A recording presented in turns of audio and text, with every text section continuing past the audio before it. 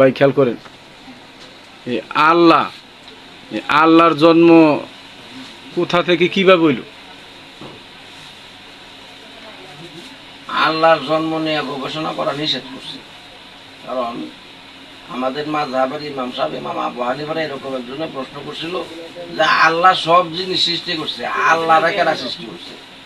উনি উত্তর বললেন যে তুমি 1 থেকে 10 পর্যন্ত কোনো, 1 থেকে 10 পর্যন্ত গুনছে, আরো সংখ্যা আছে, হ্যাঁ কোনো 10 থেকে 1 পর্যন্ত আসো, 10 থেকে 1 পর্যন্ত এনে বসে এরপরে কি করে, এরপরে জিরো, এরপরে আর সংখ্যা নাই, যেহেতু 1-এর আগে কোনো সংখ্যা নাই, জিরো, তা আমার আল্লাহ জিরো, এর উপরে কোনো সংখ্যা নাই।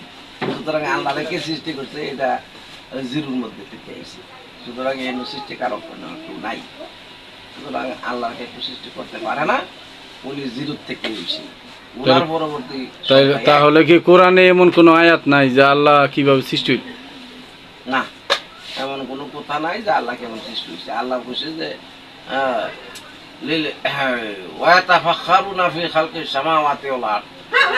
তোমরা আমার সৃষ্টি জীব নিয়ে গবেষণা করো, আমাকে নিয়ে না।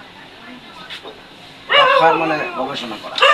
রব্বানা মা খালাকতা হাযা বাতিলা সুবহানাকা ফাকিনা আযাবান নার।